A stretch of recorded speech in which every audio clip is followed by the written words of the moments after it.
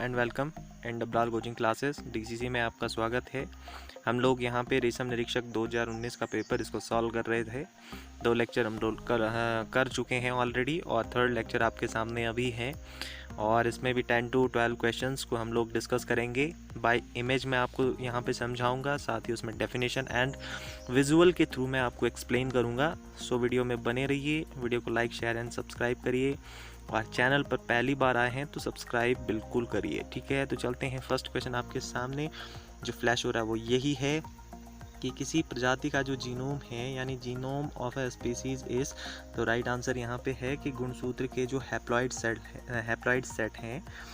Set of chromosome इसको कहा जाता है। और जिस chromosome haploid set of chromosome कौन से, जिनमें क्या होगा, आनुवांशिक जानकारी निहित होती है। ठीक है, आपको पता है कि हमारी बॉडी में जेनेटिक मटेरियल यानी डीएनए होता है और वो डीएनए करता क्या है कि जो हमारे आनुवांशिक लक्षण होते हैं उसको एक पीढ़ी से 1 generation to next generation transfer करने का काम करता है।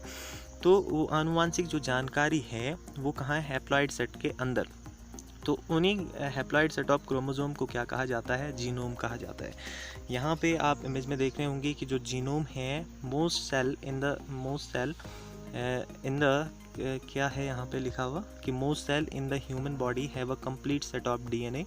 ठीक है ना, और वो कंप्लीट सेट क्या है, your genome is one whole set of all your genomes plus all the DNA between your genes. ठीक है, तो टोटली बोलने का मतलब ये है कि जो जीनोम है, जीनोम को आज प्रेजेंट टाइम में मॉडर्न जो साइंस है उसमें कहा जाता है कि जो जीनोम है वो जेनेटिक मटेरियल ऑफ ऑर्गेनिज्म है। ठीक है, और जो जीनोम है, जीनोम में क्या है, जीनोम में वो जितने सारे जो जीन्स हैं जो ह्यूमंस में डिफरेंट काइंड्स ऑफ कैरेक्टर के लिए रिस्पॉन्सिबल हैं, वो सारे जीन्स, उन सारे जीन्स का जो एक ग्रुप है उसे कहा जाता है जीनोम। यदि मैं इंग्लिश में आपके सामने डेफिनेशन यदि आपको बोलूँ यहाँ पे, तो जो ईच जीनोम है, each genome contain all of the information needed to build and maintain that organism. यानी एक पूरे ऑर्गेनिज्म को बनाने के लिए जो भी जीन्स हैं, अगर वो जीन्स, उन जीन्स का जो ग्रुप है उसको क्या कहा जाता है, जीनोम। ये मॉडर्न डेफिनेशन है जीनोम की। ओके, तो यहाँ पे जीनोम आपने समझ लिया है। अब आप डीएनए को समझेंगे। डीएनए होता क्या है, तो डीएनए जो है,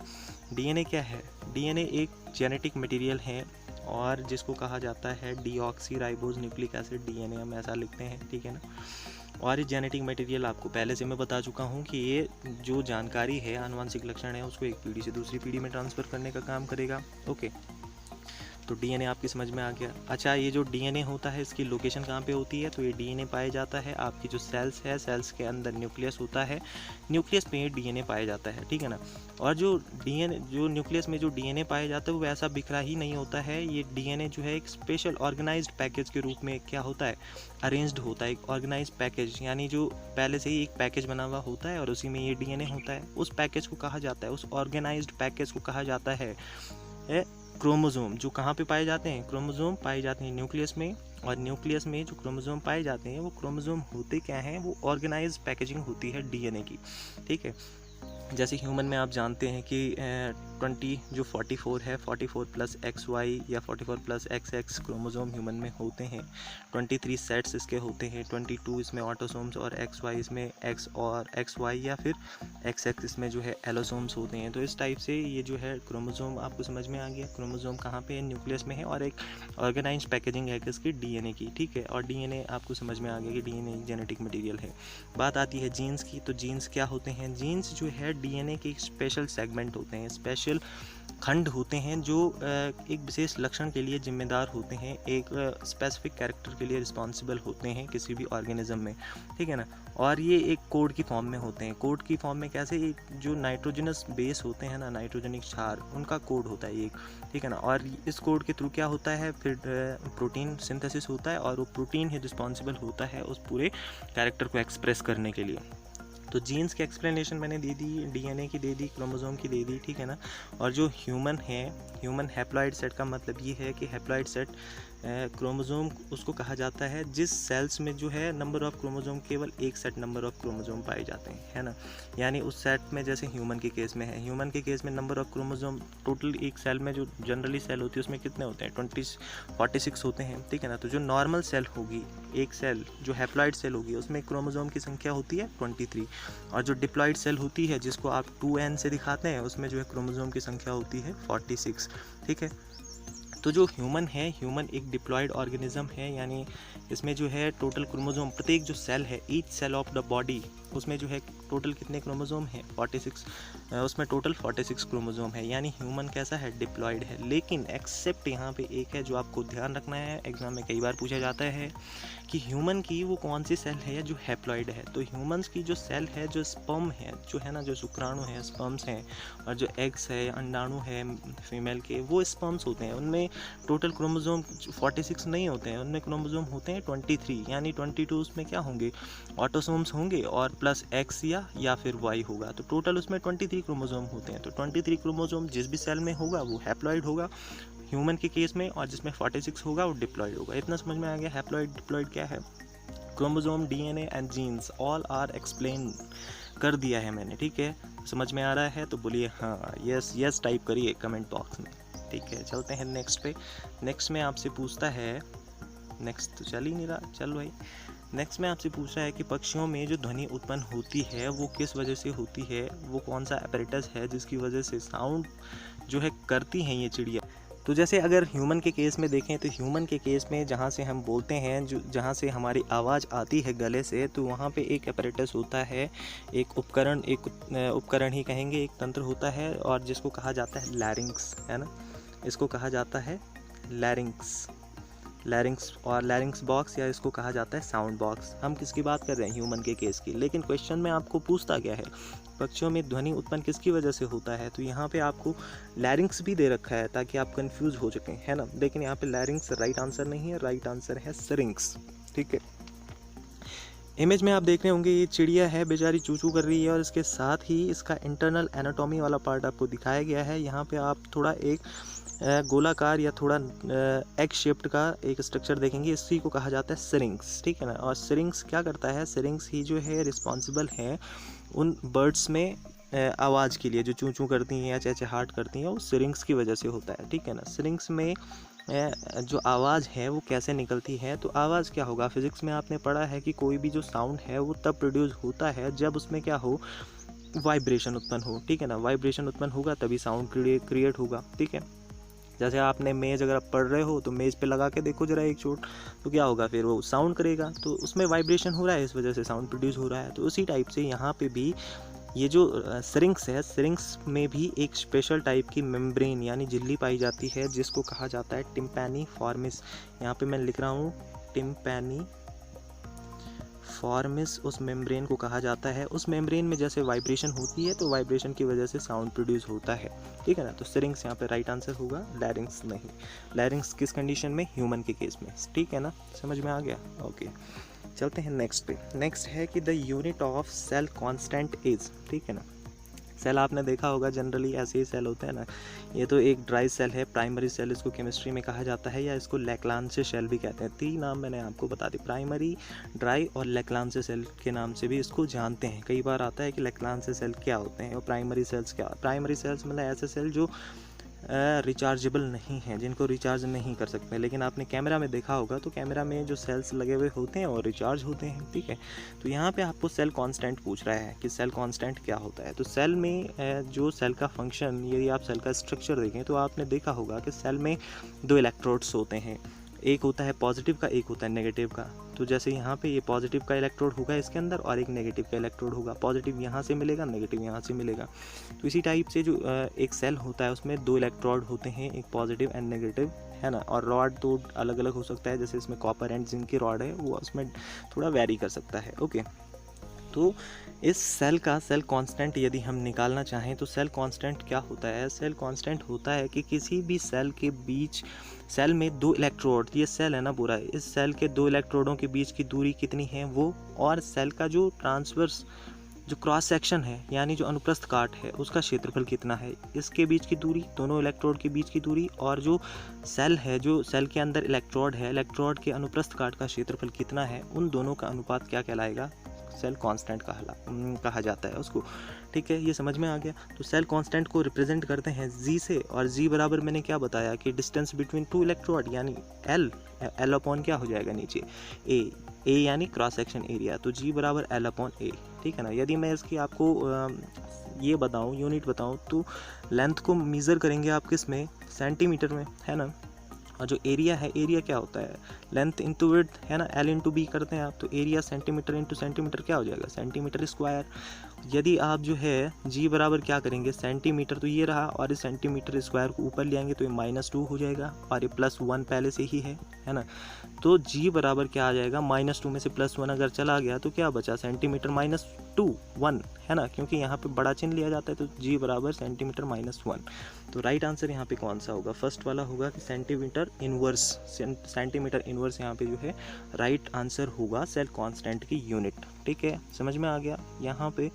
और क्या बताना है इसमें, और ये सेल है, सेल के अंदर जो इलेक्ट्रोलाइट होता है उसमें ये H2SO4 का सॉल्यूशन भरा हुआ है। ठीक है, चलते हैं नेक्स्ट पे। नेक्स्ट है कि जो scientific name of bath sponge, ये बाथ स्पंज आपको जो है आपके बाथरूम वगैरह में नहीं मिलेंगे। ये बाथ स्पंज आपको मिलते हैं कहाँ पे, जब आप जो है सॉल्टी या ओशन या उसमें जाते हैं, क्या बोलते हैं, महासागरों में, तो वहाँ पे आपको बाथ स्पंज मिलते हैं, और ये लगे हुए होते हैं कहाँ से, जो बॉटम है आपकी सी का, उससे लगे हुए होते हैं ये।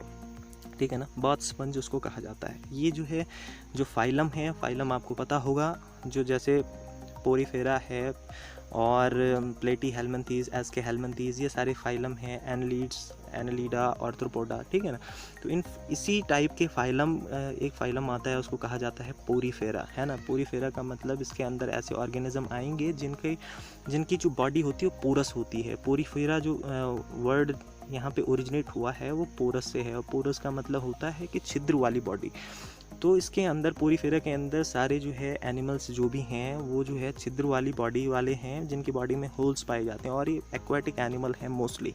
ठीक है, तो बाथ स्पंज को यहाँ पे कहा जाता है यू स्पॉन्जिया के नाम से भी इसको जानते हैं, और साइंटिफिक नेम इसका जो है स्पॉन्जिया ऑफ सिनेल भी इसको कहा जाता है। ठीक है, कॉमन नेम आपको बाथ स्पंज कहते हैं, क्योंकि स्पंज की तरह जैसे स्पंज होता है ना, थोड़ा दब सकता है, उसमें थोड़ा छेद होते हैं, इस वजह से इसको स्पंज, बाथ स्पंज कहा जाता है। ओके, और ये किस फाइलम में आता है ध्यान रखिएगा, पोरीफेरा फाइलम में ये जो है क्लासीफाई इसको किया गया। मैं फैमिली बार बार बोलता हूँ क्योंकि फैमिली वाले क्वेश्चन हमने शायद बहुत कर लिए हैं। ठीक है, तो चलते हैं नेक्स्ट पे। नेक्स्ट क्वेश्चन में आपसे पूछ रहा है कि स्तनधारियों में सबसे छोटी जो आरबीसीज हैं यानी जो रेड ब्लड सेल्स हैं वो किस में पाई जाती हैं। तो राइट आंसर यहाँ पे है, ये पाई जाती हैं कस्तूरी मृग यानी मस्क डियर, है ना। अगर आप उत्तराखंड से पढ़ रहे हैं तो आपको पता होगा कि जो स्टेट एनिमल है वो क्या है उत्तराखंड का, कस्तूरी मृग। और साइंटिफिक नेम आपको हमेशा ध्यान में रखना है, इसका नाम है मॉस्कस मॉस्कीफेरस। मॉस्कस मॉस्कीफेरस इसका साइंटिफिक नेम है। ठीक है ना। और इसमें जो आरबीसीज हैं, आरबीसीज सबसे छोटी शेप की आरबीसीज इसमें पाई जाती हैं, जैसे यहाँ पे आप देख रहे हैं। ठीक है ना, ये आरबीसीज इस टाइप की होती हैं, ब्लड में पाई जाती हैं, और एक टाइप की ये सेल्स हैं, है ना, ब्लड सेल्स या blood cellular components of blood भी इसको कहा जाता है। ओके, तो ये समझ में आ गया।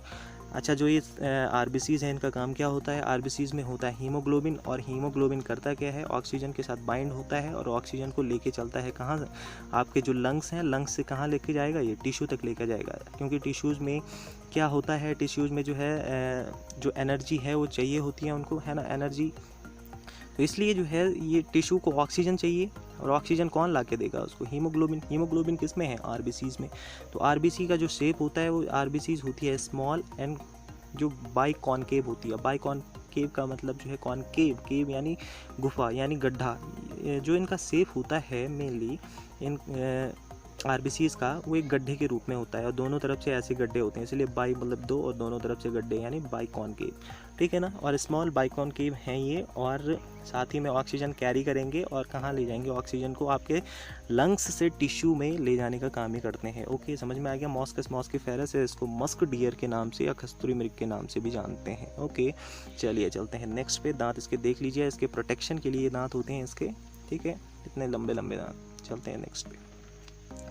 Which of the following does not gives biuret test? Biuret test क्या होता है? बायोरेट टेस्ट एक ऐसा केमिकल टेस्ट है जिसके थ्रू आप क्या करते हो कि जहाँ पे भी कोई भी कंपाउंड आपको दे दिया, आपको बोल दिया कि इसमें टेस्ट करो कि इसमें कोई पेप्टाइड बॉन्ड है या कोई एमाइड ग्रुप है क्या, इसमें एमाइड बॉन्ड है, एमाइड ग्रुप है, तो आपको टेस्ट करना होगा वहाँ पे। तो टेस्ट करने के लिए जो टेस्ट आप करेंगे ना वहाँ पे, वो बायोरेट टेस्ट होगा। बायोरेट टेस्ट जो है, जहाँ पे भी जो भी कंपाउंड है, चाहे पॉलीपेप्टाइड, अगर उसमें बॉन्ड पाए जाते हैं, पॉलीपेप्टाइड बॉन्ड कहाँ पे पाए जाते हैं? आपको पता है कि जो प्रोटीन होती है ना, प्रोटीन जो आपका एसेंशियल न्यूट्रिशन जो मेन है, ये न्यूट्रिशन का प्रोटीन जिससे बॉडी बिल्डअप होती है। सारे लोग जिम जाते हैं ना आजकल, तो प्रोटीन्स खा के जाते हैं, तो वही प्रोटीन्स मिलकर बना हुआ होता है किससे? अमाइनो एसिड से। और अमाइनो एसिड्स आपस में किस बॉन्ड के थ्रू जुड़े हुए होते हैं? पेप्टाइड बॉन्ड के थ्रू।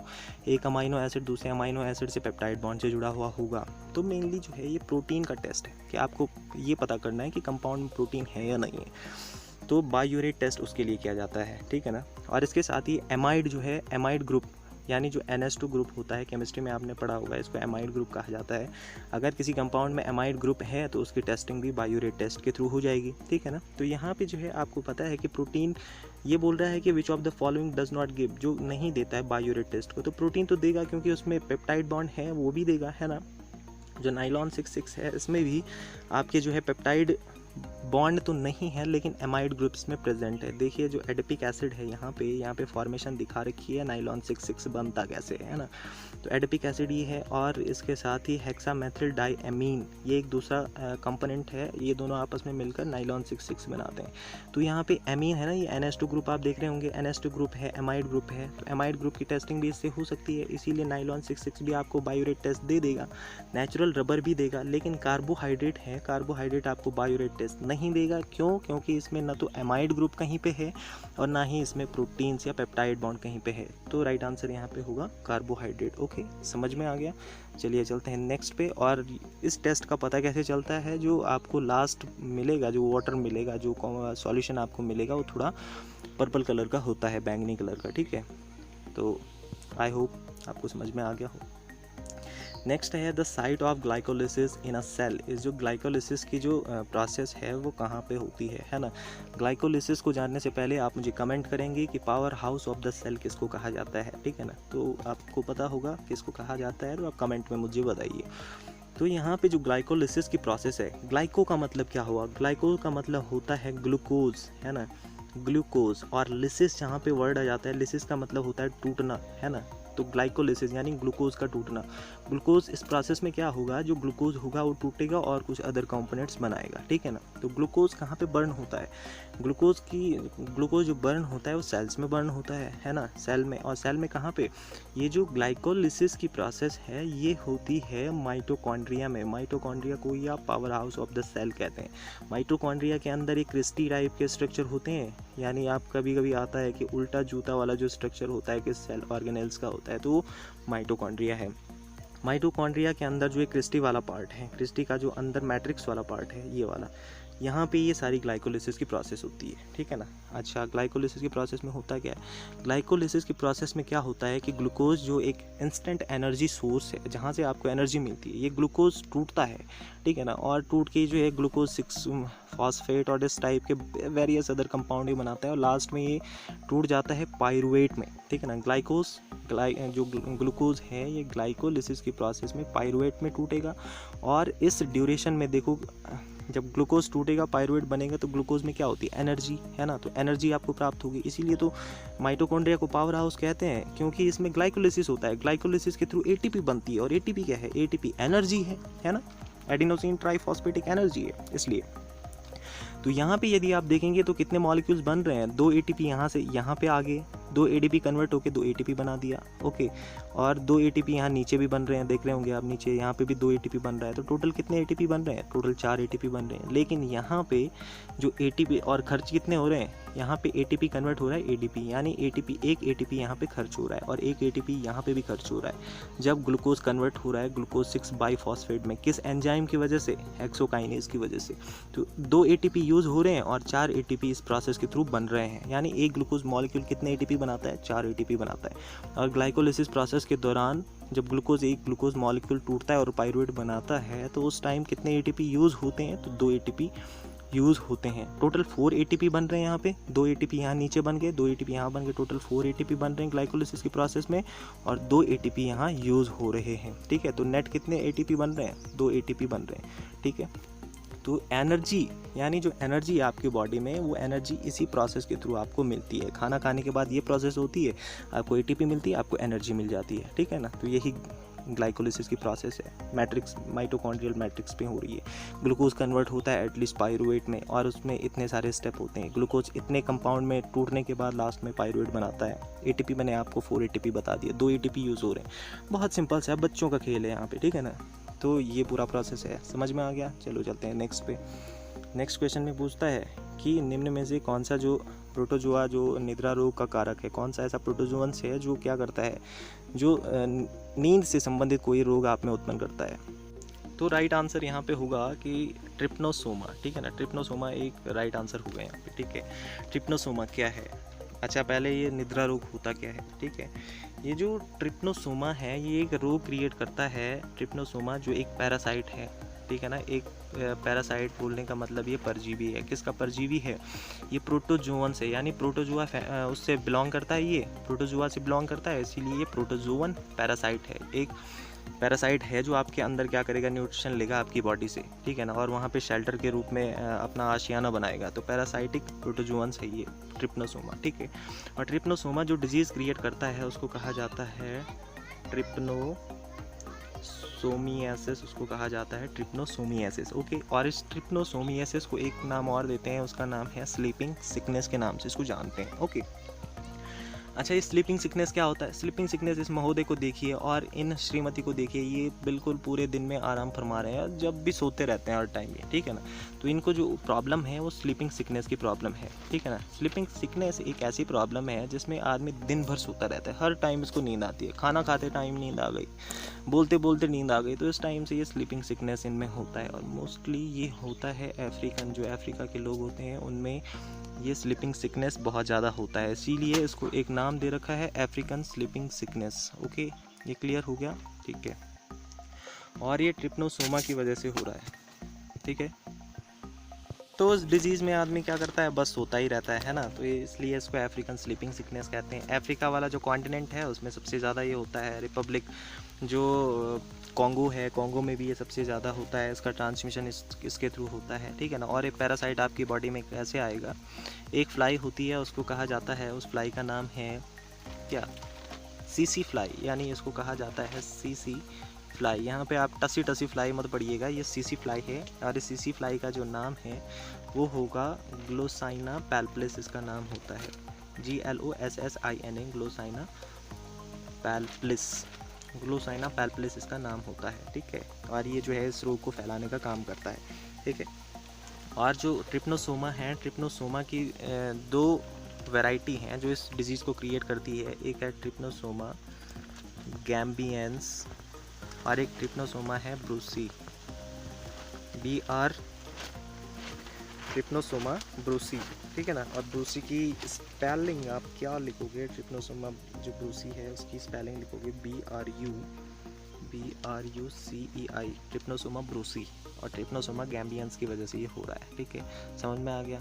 ओके, चलते हैं नेक्स्ट पे। नेक्स्ट क्वेश्चन में आपसे पूछता है कि यदि एक रेडियो एक्टिव पदार्थ की अर्ध आयु यानी हाफ लाइफ 40 डेज़ है तो उसकी औसत आयु यानी एवरेज जो लाइफ है वो कितनी होगी। तो बहुत सिंपल सी बात है, यहाँ पे जो भी एक, सबसे पहले चलो रेडियो एक्टिव की एक्सप्लेनेशन दे देता हूँ पहले आपको। जिन भी कंपाउंड्स में जो है जिनका एटॉमिक मास या एटॉमिक नंबर बहुत ज़्यादा है, यानी 90 से अगर ऊपर के जितने भी आपके एटम्स हैं, उन एटम्स में क्या होता है, उनमें बहुत सारे इलेक्ट्रॉन, प्रोटॉन एंड न्यूट्रॉन हैं, और बहुत सारे इलेक्ट्रॉन, प्रोटॉन, न्यूट्रॉन होने की वजह से उनका जो न्यूक्लियस है वो अनस्टेबल होता है।